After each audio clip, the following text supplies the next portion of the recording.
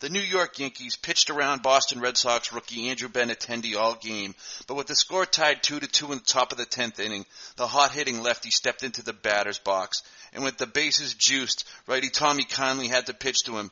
Benintendi didn't disappoint. He drilled a single to right that drove in Jackie Bradley Jr. to give the Red Sox a 3-2 lead that they would not surrender. Welcome to the Boston Red Sox Newsfeed post-game recap.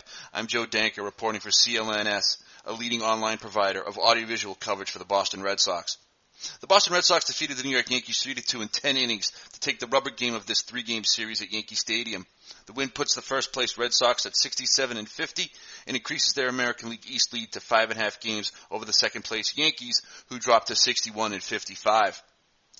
The game started off as an unlikely pitcher's duel, with the Sox ace Chris Sale squaring off with recent AAA call-up Jordan Montgomery. Sale didn't figure in the decision. However, he pitched well enough to get the win, giving up only 4 hits and 1 run while striking out 12 Yankee batters in 7 innings of work. The two starters traded outs through the first 4 innings.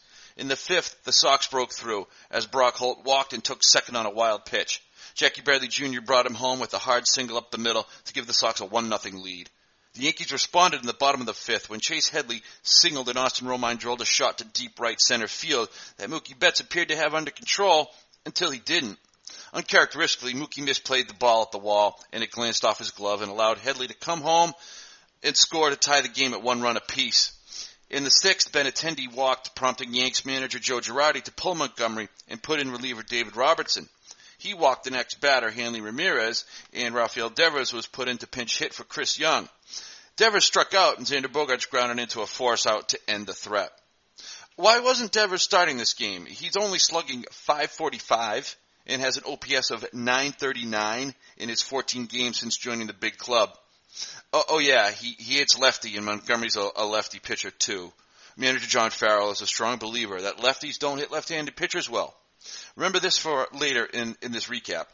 In the bottom of the 6th, Sale gave up a single to Aaron Hicks, but left him on base as he struck out the side to go into double digits in strikeouts for the 16th time this season, which is the most by a Red Sox pitcher since the great Pedro Martinez did it 19 times in his great season in 1999. Sale finished his outing by striking out Austin Romine swinging on a wicked 99-mile-per-hour fastball up and in. Sale sure had the fastball working tonight. It's a shame the Sox couldn't provide another run or two for him and get him his 15th win of the season. Maybe if all the hot hitters on the team were in the lineup from the start of the game, things would have gone down a little differently. But as it was, the Sox couldn't get more than 1 run while Sale was the pitcher of record. The 8th inning saw the Yankees bring in nasty righty reliever Dellin Betances, who easily got them to go 1-2-3. In the bottom of the 8th, Matt Barnes came on in relief of Sale, but there was no relief to be found, as Barnes had trouble finding the plate and walked Hicks and gave up a single to Judge, followed by another walk to Sanchez to load the bags. At this point, it was evident to anyone watching that Barnes did not have it tonight. Correction, it was evident to everyone but John Farrell.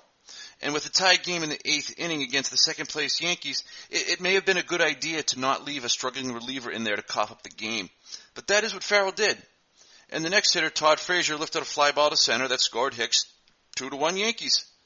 That is when Farrell decided to lift Barnes, after the damage was done, and placing him with Robbie Scott, who quickly struck out Didi Gregorius to end the bottom of the 8th. We go to the top of the 9th, with the Yanks leading 2-1, and with lefty fireballer Aroldis Chapman coming in, things looked bleak for the Old Town team. And Chapman was hurling lightning bolts toward the plate, hitting 103 on the radar gun multiple times. He looked unhittable, until Rafael Devers, left-handed Rafael Devers, stepped into the batter's box to face Chapman. The lefty-on-lefty matchup should favor Chapman here. At least manager John would think so, right? Well, don't tell Rafael Devers that. He smoked a 103-mile-an-hour heater into the center field seats to tie the game at 2 and send the Yanks to the bottom of the 9th. So much for that lefty-lefty issue, huh? Again, why didn't Devers start the game? In the bottom of the 9th, manager John got a chance to show off his knowledge of the rules in yet another example of why this man should not be in charge of the Red Sox. Farrell brought in reliever Addison Reed to start the inning, but he walked the first hitter he faced, Chase Headley, who went to second base on a sac bunt by Ronald Torreyes. Jacoby Ellsbury came in to pinch hit, and Sox pitching coach Carl Willis made a visit to Reed on the mound at this point. And this is where Farrell showed off his expert knowledge of the rules and his precise tracking of the game being played. After Carl Willis left the mound and Reed threw a pitch, Farrell tried to come out of the dugout to get Kimbrel in the game and pull Reed. The only problem was Reed was in the middle of a count, and a pitcher must face the next hitter after a mound visit before he can be pulled. Farrell was sent back to the dugout to figure things out. Either Farrell didn't know a pitch had been thrown by Reed, or he wasn't aware of the rules. Either option is bad. Farrell continues to make bad in-game decisions and moves that cost this team. Luckily for him, Kimbrel is the nastiest reliever in the game right now, and quickly struck out Brett Gardner to end the ninth. In the top of the 10th inning, Chapman continued to show that the Red Sox have his number, as he hit JBJ with a pitch and walked Eduardo Nunez to put 2 men on with 1 out. Girardi had seen enough and pulled Chapman for righty Tommy Conley. Betts and Benintendi did the rest. 3-2 Red Sox. Kimbrel got them 1-2-3 in the bottom of the 10th to win it and win the series 2-1. The Red Sox next host the Cleveland Indians Monday night at 6:15. This is the makeup game for a rainout on August 7th. Please visit CLNS for the pregame notes for this matchup. This has been Joe Danker for CLNS.